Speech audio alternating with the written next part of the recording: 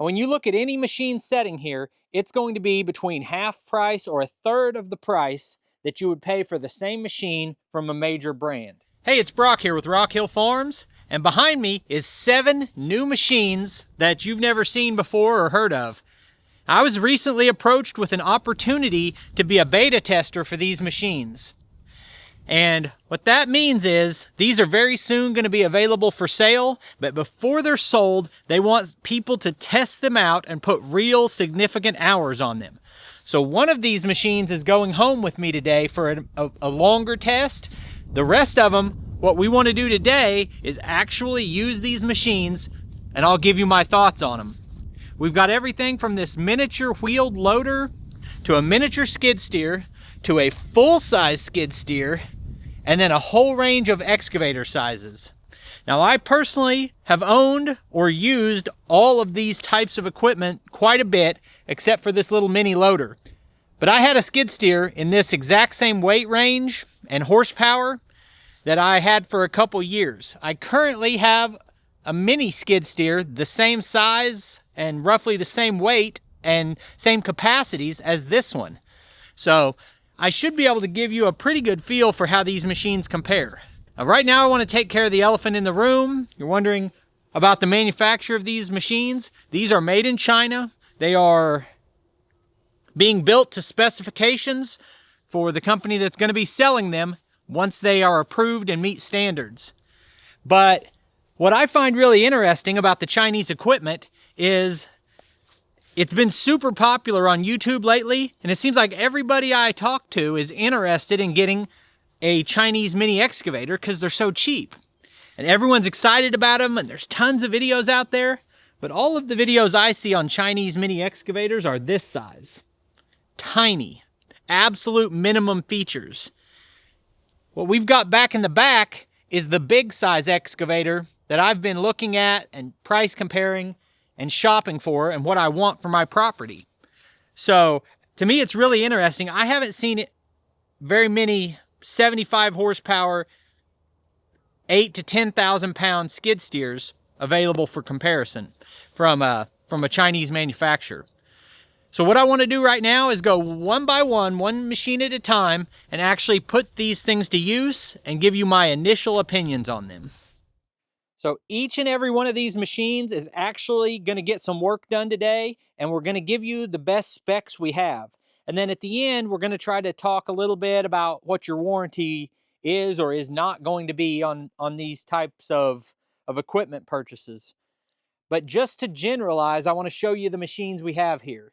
I think these are in the 1.5 to 2 ton range, and we go progressively bigger as we go.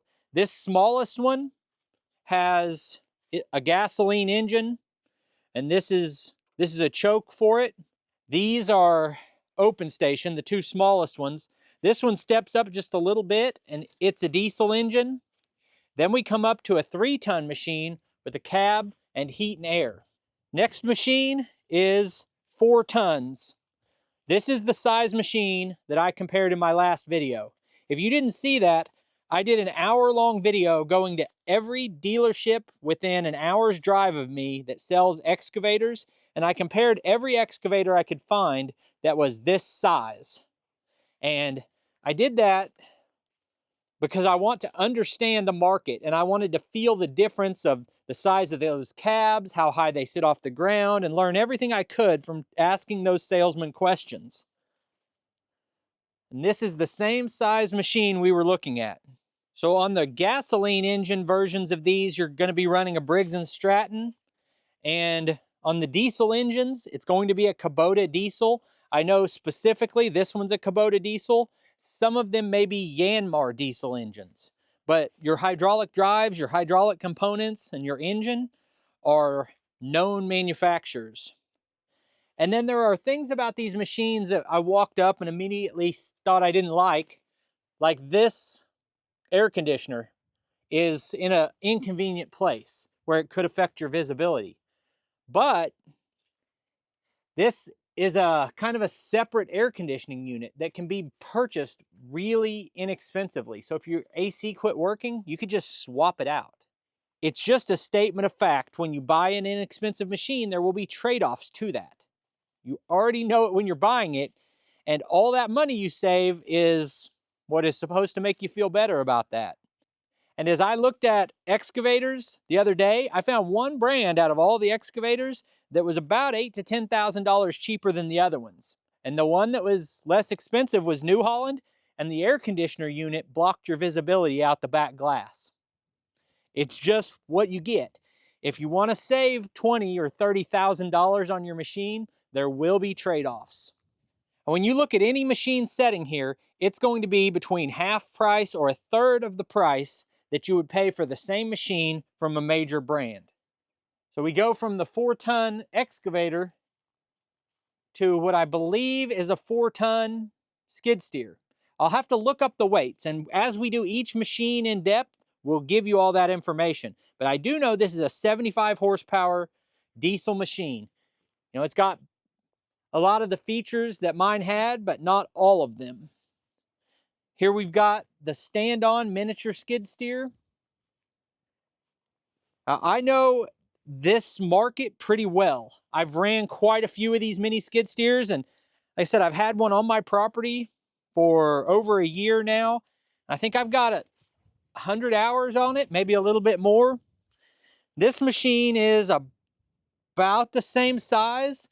When I drove it over here to set it in place, it felt a little bit longer, a little bit heavier. And then this is the machine I don't know anything about. This is, you know, it's a miniature loader. I could see this being used as a forklift. You know, this one's gonna have the biggest learning curve for me personally. So when we look at these, even the small machines are pretty feature rich. For instance, this tiny little gas-powered machine has a hydraulic thumb on it. Everything is greasable.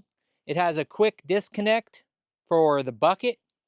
The tracks will hydraulically shift to wide position and narrow position, and they have hydraulic over hydraulic pilot controls, which is going to give you more of a smooth feel. So essentially what I'm trying to say is that a lot of us have an interest in these less expensive Chinese manufactured machines, but we're trying to decide, are we getting our money's worth, even though, you know, they don't cost that much.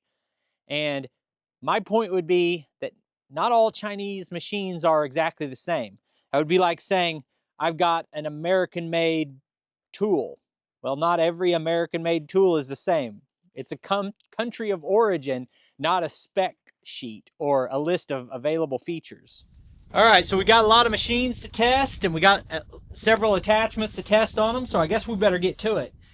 This machine right here, I didn't really understand what it's for, the capabilities. I thought of it as like a little miniature forklift, but it's just mini skid steer quick attach. You can run a variety of attachments on it. So all we've done so far is unload a bunch of stuff off of a trailer with the forks, and we didn't record that. So what I want to do right now is just take the bucket and scoop up some of these asphalt millings behind me and see if I can kind of spread those and how well it would work for leveling or dirt work, stuff like that. I'm also going to look silly on this because if you guys have ran skid steers, you know there's two control patterns.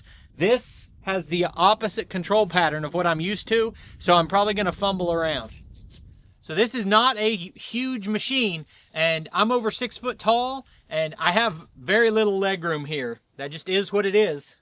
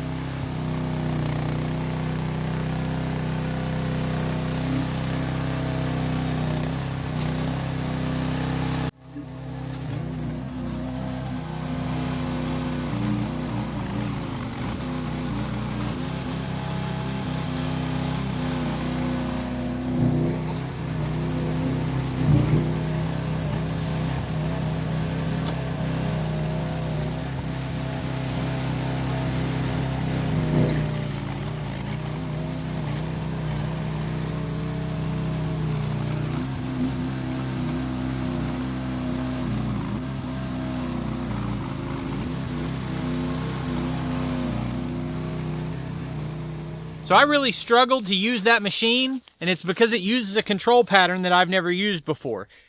The way you control it with the joysticks is both joysticks control your movement, and both joysticks the other direction control your boom. And old school skid steers were sometimes that way. I think even your new skid steers can be switched to that control pattern. But because I'm not familiar with it, I'm having a hard time making the machine look efficient or utilizing it as well as it can be done. So I've got someone else here that's kind of helping me test out these machines, and he's got a little bit more time on it and seems to be handling those controls a little bit better. This machine should be something that's a lot more familiar to me. It's 25 horsepower, same as mine. It's a Yanmar, mine's a Kubota engine, but the weight of the machine is about the same, between 2,500 and 3,000 pounds. This one is 3,000. I think mine might have been 2,700. The rated lift capacity is 1,000 pounds. The way those generally work is it's actually going to lift more than that, but that's what you should safely pick up and carry. So I think what we'll do right now, it's got pallet forks on it. We're going to put the bucket on this and go move the asphalt millings right where we were just working.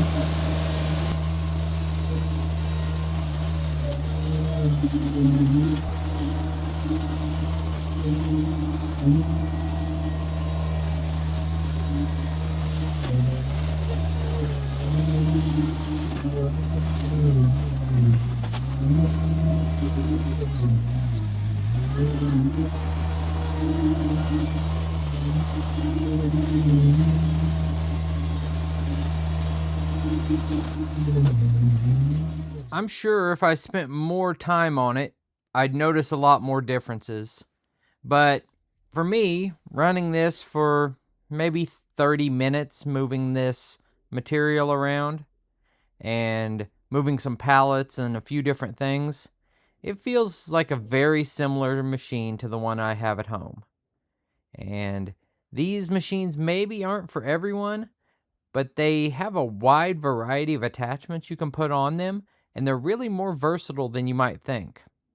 A lot of times I use mine as an indoor forklift because of the tight turning radius and the small footprint. So this is a 6,500 pound machine. I thought it was 8,000 pounds, but this is closer to like a John Deere 317, somewhere in that range. Or well, a 317 would be a track machine. Speaking of track machines, these are going to be available from this manufacturer as a track machine. And the track machine will be a little bit bigger than this one. It actually will be an 8,000 pound machine. So let's jump in this thing and check it out. I was told, we'll try to add some specs in here if we've got them, but I was told that this would be a high flow machine. Here you've got your electronics for anything that runs auxiliary hydraulic controls. You've got your two sets of hydraulic couplers and your case drain here. So that makes it look to me like it's high flow. But off the top of my head, I don't know those hydraulic specs. Here we can see into the engine compartment for what it's going to be like for serviceability. Here you can see on the engine output 49.3 kW. This is a 75 horsepower Yanmar engine. And even though it's a smaller machine than mine, I had a 10,000 pound machine, it's still the same 75 horsepower. It's got turn signals for when you're on the highway. I don't think you're supposed to go over 70 with it though. On a machine with a front swing door like this one has and like mine had, It is a really nice feature to have hydraulic quick connect on the bucket. You know, it's not a must-have. I'm curious if that's available on these machines. As we step in here, it has a single swivel lock bar, lap bar. Kubota is 2 half bars like this. John Deere is a full overhead lap bar. This one is just a single. And that single has to be down to operate. It's got a sensor right here that can tell when that swivels down. And to power this thing on, we have a power switch here. And then we have a push button start. Here is our manual throttle. And then just like my machine had, you can override that throttle with the foot throttle. Also, something you see a lot is you have to release your controls and your parking brake by pushing these. Then you've got stuff here like your wipers. You got a radio down here. We've got our gauges on a monitor up here. To be honest, I wasn't expecting the backup camera and all of your gauges to be on such a nice display. Let's see if we can find the backup camera. Maybe the backup camera comes on when we back up. And that's what it is. If you drive backward, your backup camera comes on. And I gotta say, that's a nice backup camera. That's a high quality image. Now I'm going forward, the backup camera goes off. It's got your standard controls. You drive with this stick. Control your boom here. Your auxiliary functions are here. There's your hazards, your wiper, your beacon lights. All of the normal things you would expect to find are in here. We got our heat and air right here. Fan control. It's cold today, let's turn the heater on. We're already getting hot air. Let's see what gauges we have up here. Fuel is at 100%. There's the battery voltage. It's got other things in the menu here. I don't want to mess with any of that. I just want to go put it to work a little bit. I'll be out here putting more hours on all of these machines in the future, especially the one that's going home with me. But today, yeah, I don't have time in one day in one video to learn everything about every machine. I'm trying to give you the highlights here.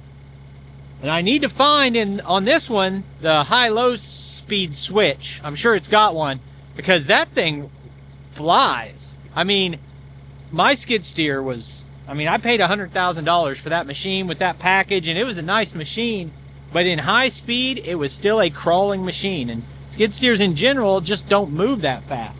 This one was moving probably twice the speed that I was used to. So I'll find that slow speed if I can. If not, I'll just have to ease into the controls a little bit.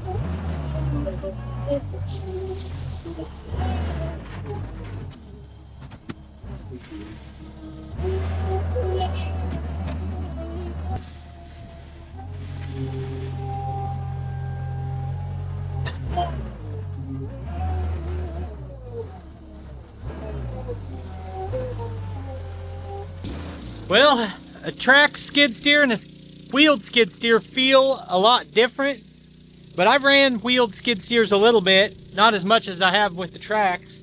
But what that felt like was pretty much like any other skid steer. There were little things I noticed.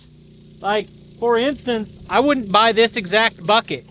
The bucket I had was longer on the bottom, and it was easier to see the lead edge of my bucket without leaning forward, which is kind of a big deal on, you know, if you're grading with a skid steer, you really need that visibility. I think I would try to search out a bucket with a longer bottom panel on it. I did not find a switch for the 2-speed controls, which means you're controlling your speed more with your joystick, and you can feather into the joystick perfectly well. It works, but it takes more patience and precision from the operator. If you try to run it like a bull in a china shop, it'll jerk you around more than if you had that precision speed control. But it didn't suffer for power to go in and lift. It didn't suffer for power to push. It's gonna get the work done. Yeah, so we got Connor here. You ran many excavators before? Mainly big ones, but yeah, I've done a couple of these little guys, so. So this is, I feel like sometimes it's too much in me talking, so I wanted to hear your thoughts. Does it seem like capable, or what are your first impression of it? My first impression is definitely, I do believe it's capable. It's moving a lot more dirt with the bulldozer portion than I was kind of expecting, without bogging down anyways. This is the little gas engine machine. You want to demonstrate that for us real quick, what you're talking about? Yeah.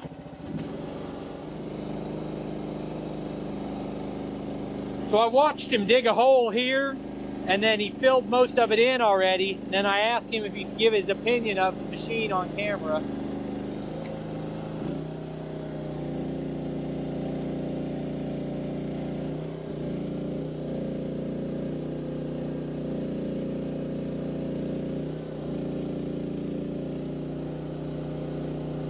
I'm a little rusty with it, but it's doing pretty good.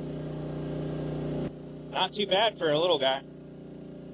My first real experience with grading with an excavator, I was blown away watching what a professional could do to dig and separate the rock from the dirt, and then kind of grade with the bucket, but then follow up and grade with the blade. And we were using a 3.5 ton machine, and he could grade better with that excavator than I could with my new skid steer. It's better than the shovel, right? Of course, anything's better than doing shovel work. So pricing is not finalized on these, but this smallest unit is going to be less than $10,000. And for that, like I said, you're getting a known name brand engine, you're getting a 2-ton machine, 1,500 to 2,000 pound range. It's going to have a hydraulic thumb, quick change bucket. The tracks hydraulically come in and out for narrow spaces or stability on the wider setting. It's a little bitty excavator. That's what it is. It's Chinese manufacture. You've seen Chinese mini excavators. I think this one has more premium features than the ones I've watched in other videos. Let's see about the cab feel. Now, I've already ran this one. It's got 2 foot pedals. I think one of them is the boom swing. Actually, I think one of them is the blade and the other is the thumb. So it's a little bit different, but that changes like where your thumb control is. You'll adjust to that quickly. But these are the controls you want to be comfortable with. Even though this is a tiny machine, it's not uncomfortable to climb in here. I've got plenty of headroom. It's nice that, you know, some of these machines that are open station are completely open station. This at least has a canopy for some protection. Pretty simple little machine, won't cost you a lot. At some point, you'll probably get a video on each of these machines from me where we go over every detail. And I'm not going to do that today, in part because I'm just learning it as I go. This machine is just slightly bigger than the last one, but it's got the diesel engine instead of the gas engine, so it's going to cost a little bit more. But you can see little improvements that come with each step up in size. Then we go to our 3-ton unit, and the 4-ton. The 3-ton and the 4-ton have the air conditioning in it, and obviously a heater, radio, all the normal things you would expect. And I don't know if I mentioned it earlier, but the small machines are quick release buckets. These are hydraulic quick release, and I've already used that, and I've used the hydraulics to take this bucket on and off. And even though I'm not used to the control system, I was able to pick this bucket up, lock it in without getting out of the cab. This right here is the machine that's going home with me. And if you guys follow my channel, you know I've been trying to build a path, a trail across the top of my rock hill. And the perfect machine for doing that is a mini excavator with a hydraulic thumb about this size. I think this thing's gonna be awesome for it. And what's really great is instead of just a few hours out in a field, I'm gonna run this and put a ton of hours on it over the course of a couple months. I'm gonna try to, you know, beat it up, use it, and see what kind of problems I have. But as far as using it today, I'm gonna have a hard time because you guys mostly probably know that these machines have 2 control patterns. There's different names for them. There's an ISO, and I get confused sometimes by that, but you have a backhoe control pattern and an excavator control pattern. I have hundreds of hours on backhoe control pattern, and I'm super comfortable with it, and it feels just like walking to run one. And this feels just so left-handed that I'm really awkward with the controls. Now, normally on a lot of machines, you have a lever, like you take a panel off the side of the machine and you turn a lever, and that switches your control pattern. We got confirmation from the manufacturer that these machines can be switched between one control pattern and the other one, but we can't find the lever today. So it's possible that it's just hiding in plain sight. It's also possible that when they say you can switch it, that means you take the lines, the hydraulic lines, off of the manifold and take these 2 lines off and move them over here and move these lines over here. So I'm gonna run this right now, but I'm not gonna be very proficient at it until I switch the control pattern. All right, let's climb up in this thing. Now, I will say, right off the bat, yesterday I was inside of 8 or 10 different mini excavators, and this one probably has the narrowest opening between here and here for me to climb into. Getting in and out is narrow, but this is no different. The spacing that I have in here is just as much. I still have 1 foot control down here. I believe on that, that is the swing of the arm as opposed to the controls on the other machine. One thing you lose on this machine is these are still your control levers, but generally on most of the machines I looked at yesterday, these are manually linked to a foot pedal. Essentially, you could weld a tab on right here where you put your foot to control it, and that's how most of them are made. This one isn't. Now, I will say my personal preference when I run one of these is to run it with like this rather than with the foot controls. But it does not have the foot pedals for these controls. It does have an adjustable seat. It's got the slide up front glass like the other machines we've looked at.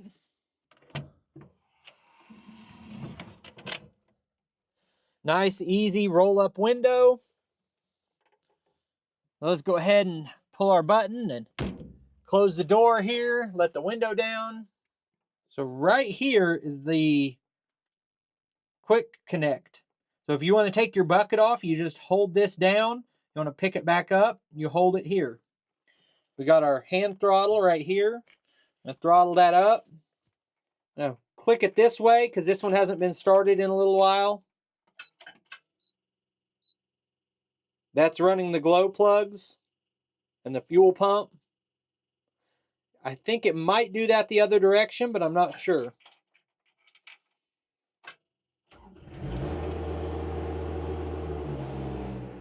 Just like any other machine this size, you drop this down to access your controls. The biggest negative I can see on this, like I said, is that your air conditioner affects your visibility. But when I was reviewing excavators yesterday, I didn't know that this one I was going to get had that air conditioner there. But I was kind of pointing out that rear visibility is not that critical, because I can still kind of look around that and see what's behind me, but I don't spend a lot of time backing up in this machine. If I want to go that way, I spin the cab on the tracks and drive that way.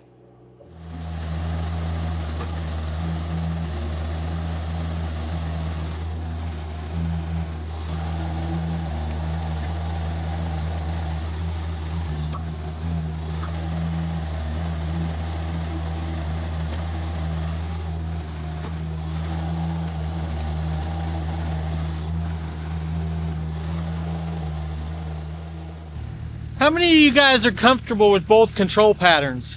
It's absolutely miserable to me trying to use the other one, because it feels like, you know, if you are trying to walk and when you tell your mind to take a step, your arm jerks up and punches you in the face. It's like it feels frustrating also, because it feels like I should be able to quickly overcome that.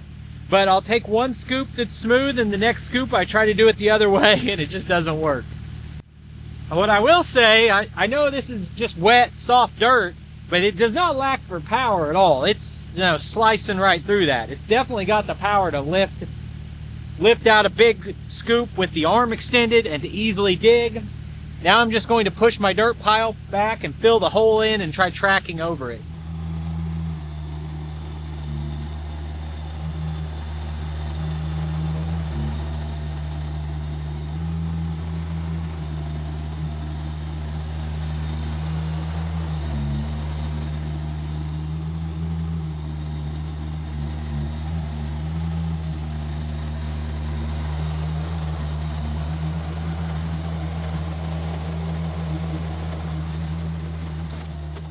Alright, so you've seen a large variety of equipment today. All of these machines are going to be available for between half price and a third of the price of what you would pay for the same piece of equipment from a large brand. And for me, trying to give an honest assessment, would I buy these Chinese machines or would I spend more on the expensive ones? I think it really depends. The super small ones have been really popular. You can get those machines $5,000, $6,000, $7,000, $8,000, $9,000, somewhere in that range, depending on what you want, whether you want to pay more for the thumb and things like that. You can get these machines really cheap. And to me, man, that's a killer option for someone who's like, you know, the machine I want from the company I want, I priced out a machine that size from John Deere yesterday at $76,000. It's a lot of money. And, you know, I don't have all the details that are going to come with these machines. Once we've tested them and they come to the market, there'll be more information. And if you want to see more follow-up videos on these, subscribe to the channel. I'll post links at the end of this video and in the pinned comment when I have updates. I'll post those links back on this video. But in the meantime, you know, one thing I can tell you for sure is you'll get a longer warranty from a big brand. And that means something. It's worth something. But what is it worth? There's a number, right? So if you start off and you say, I've got a $30,000 machine and I want a warranty on it, say, okay, that'll be $1 million. You have a perfect warranty. Whoa, hey, that's crazy. I would never pay that. Okay, what if it was a $200,000? No, there's no way I'd pay that. What about $30,000? Would you pay $30,000, $40,000 extra dollars for that machine so that you got the warranty? What if that warranty and the bells and whistles that you like on that machine make it more than twice as expensive? I can't answer that question for you. I can only try to answer it for me. And what I'm going to do right now is take that machine home and try to break it, and we'll see what happens. And then we'll have follow-ups where if this product comes to market, we'll have follow-ups with all the information that you might have, that you might want. So go in the comments, ask your questions, tell me that I'm a communist for showing a Chinese machine. I'm here for all of it, and we'll have a nice conversation. I appreciate you taking time to watch the video. I'll put links on the screen to a couple more of our videos, and I'll see you next time.